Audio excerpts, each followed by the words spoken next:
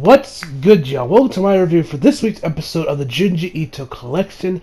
Apologies for the lateness of the review this week, coming much later than usual. It's currently, as it's actually because when I watched this episode, I actually fell asleep while I was watching. It's currently like around 11:40 right now p.m.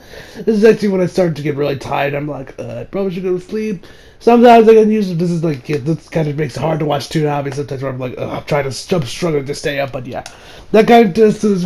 Yeah, apologies for that, the latest review, but let us begin with the Junji Ito collection. So we start this episode off with our MC, this transfer student Kayunu, with these two characters that are part of the school, and they're top of the new transfer, who's our MC for the episode or the short story. They're talking like, hey, he's kind of weird, but I think we'll get along with him. He's like, speak of the devil, and he tells like, hey, do you have this supernatural club you care to join? And he's like, hell yeah, I love supernatural shit. And then he goes into like this little like, I guess, garden is there, like where this tree is in the school, and he finds this plant with an eyeball on. Yes, a legit, real eyeball. Now, if this was me, message, I would have gotten the fuck out of that school and never looked back. But he's like, oh, sugoi. He's like, oh, but he's like fascinated. Like, oh my god, this school, this school's so fucking awesome. I'm like, whatever, bro. You must have quite the boring life. Like, very, very boring. So then he tells him. So then they go to this universe. So then they go to like their like club meeting for the supernatural club, and he kind of shows them that Shigi something I forget his name. But the guy who's like the lead in the club. I guess you could say the president of the club or whatever. He shows that he has like some superpowers like telekinesis or telepathy. I forget which one it is, and he kind of like breaks a spoon. Like he actually like and then the spoon breaks, and then our MC tries that same trick, and he actually does it and shows that hey, it's just a magic. You just gotta like weaken the neck of the bend the neck of the spoon until it weakens and boom, it falls off. So then after that whole ordeal happens. We lead into two other characters. Actually, one of them's rocking the hairstyle of death, which I was like, oh, so you're probably gonna die, but she doesn't actually die. So this whole short story surprised me. I'm surprised that she didn't die, because the hairstyle of death that usually means that you're gonna die relatively soon. So anyway, so then they go. They talk for a bit, then, our MC shows up, tells like, hey guys, I just fell this waterfall. Come on, let's take the rest of the club and let's go check it out. So they do go check it out. Also, there's one thing I forgot to mention, when the dude actually, our MC, does that little magic trick of breaking the spoon, the guy that did before that said that he did it with just his mind, starts sweating a bit. He's like, oh shit. So either A, he's full of shit and he's actually doing a trip, or B, it's not as impressive as he thinks he is. So yeah. Excuse me. So then they go to the waterfall. He pretty much tells like, yeah, I saw this a couple days ago, and everyone's like, but how was this waterfall here? It wasn't here a couple days ago. Excuse me.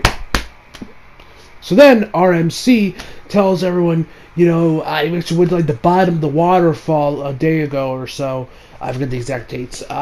And he actually says, oh yeah, and now I have, so after he was like, it's a bit dangerous though, but now I have superpowers. This is when the anime turns into like fucking Chronicle, which you guys, in case you guys don't know, how many guys actually remember Chronicle? That found footage superhero movie? If you haven't seen Chronicle, I highly recommend it. It's fucking awesome. Yeah, it's like, so then, the guy that did is like, really? And so he ends up going missing for a couple days, but then they go back to the waterfall. And that's when they say that, he is like, pretty much, he's under this, he's now in the waterfall, and his spear is now one with this place, so, like, can't, get him out, so they just kind of pretty much essentially just leave him there, essentially. That's essentially what they do, is just leave him there. They're like, no, come on, I want to get him out, but they're like, no, he's one with this place, blah, blah, blah, blah. And so, after that, so then he finds this lake, around where these houses used to be. The houses are gone, so we don't know what happened to them or the people in there. But then I said that he's like, yeah, I saw some like strange creature over here, and then freaking Godzilla shows up, like legit. Okay, not exactly but looks similar to Godzilla, real Godzilla, not Zilla, from the '90s, that American Godzilla. This actually looks a little bit like Godzilla himself, like actual Godzilla. So, yeah. So after that, So yeah, so after that the lake happens, and then we see a hand come out of the lake. Which that hand is actually that hand is of course the guy that actually did Soishi, I forgot how you say his name, or the guy that did the magic that apparently could do that can move the spoon, which is his mind. He comes out. He pretty much knocks on these three girls' door that are part of the supernatural club. He's like, "Hey, Mai, it's me.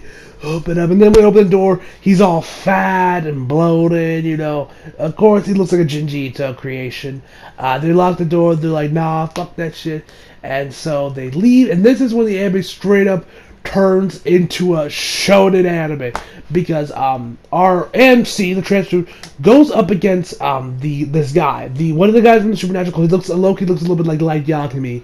And they pretty much just, battle it out. They battle it out for a while, and it turns into, they throw Kai Blast, and they throw, beams. It turns into, like, a freaking shonen anime. And then after that, the transfer student pretty much just leaves, and then everything really returns to normal. There's no word on, what happened to anybody. So yeah, everything just returns to normal, and the transfer student is, gone on other adventures. So then we get to the second short story. So our second short story, titled Scarecrow, deals with this woman who has passed away named Yuki, and her boyfriend or fiance. He was dating her, but it's not really clear what his relation were, whether he was a fiance, a husband, or they were just straight dating. I believe he was dating because or maybe they were married. I'm not really exactly sure. Anyway, so he goes to visit her grave, and then her father shows up. He's like, "How dare you show up at her grave? If it wasn't for you, she wouldn't be dead." He's like, "This wouldn't have happened if you wouldn't have opposed our marriage or our dating, blah, blah, blah, blah." So then he's like, then he pulls out this scarecrow, and he's like, it puts it right from him, like, "See, the scarecrow is supposed to keep weasels like you have?" He's like, "Excuse me." So then he takes his leave, but then the scarecrow face turns into Yuki. So, and then everyone else starts doing this too. They grab scarecrows and put them by their graves of their loved ones, so that their faith, so that the scarecrow almost, I guess, embodies them, and they turn into the loved one that they lost at their grave.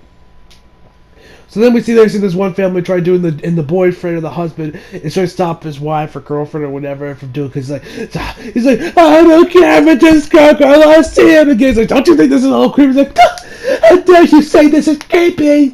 And so that happens, and then she puts the scarecrow in, and then we get back to Yuki's grave. This is when the horror experts start to come in, and so this is when the scarecrow almost in a way becomes alive, I guess you would say, in a way, because then he has kind of like I don't know, a vision or whatever of him meeting Yuki and telling "I don't care, I don't care, I still love you, I would have married you even with your first options." And he's like, "Oh, would you love me if I was just a scarecrow?" And so the scarecrow kind of starts following around. He first it glares at him, and then he tries to walk away.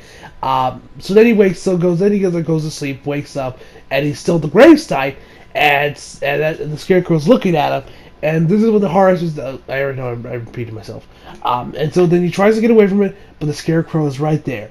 But then the scarecrow follows him, and then he falls, and the scarecrow essentially then he tries to get it out of the dirt. But then but of course he trips, lands on the grave behind him, and the scarecrow impales him, killing him, and that's pretty much where the short story ends. Overall, this was actually a really good episode. The weird part of it turned into a shonen anime almost for the first one. It was kind of off, but it was kind of weird because it's a Junji except for horror, so not damn near shonen anime. But it was still a really good episode. I did dig the short stories for this week's episode. Yeah, we're currently at episode 11, guys, so we're almost one more episode left for the series, and then we got spring, and you guys know I'm going to be hitting it hard with spring. Tokyo Ghoul season, which actually a new trailer just dropped for TGC, which I will be reacting to. It's been ready for that tomorrow. We got that, of course, SAO. We got that. So of course we got TG, SAO, My Hero Academia, as well as Food Wars Season 4 and Persona 5. I will be reviewing TG, SAO, FMA, not FMA, My Hero, SAO and My Hero Academia and Persona 5. So I'll be reviewing Persona, Tokyo Ghoul, My Hero Academia, and So yeah, I'll be reviewing 4 anime series total during spring. The most I've actually reviewed, and the most I've. So yeah, I'm looking forward to doing that because you guys know I love Persona, I love My Academia, I love I love I love My Academia, I love Tokyo Ghoul, I love all those shows. So I'm looking forward to reviewing those series. Hopefully, do as well as the Junji reviews because he's actually been doing really well. This is probably like the best anime review series I've done. They've all gone pretty good. Like all of them get really good views their first days. Yeah, and a couple of them actually have over 100 views. So yeah, thanks for that. Thanks for that, guys. Yeah, so I'm looking forward to seeing what we got for spring. I'm looking forward to reviewing that. So hope you guys enjoyed the video. Leave a like if you did. Subscribe if you follow me on Instagram, Twitter if you like. Links down in the description box below. And as always, come back for more. See you guys next time.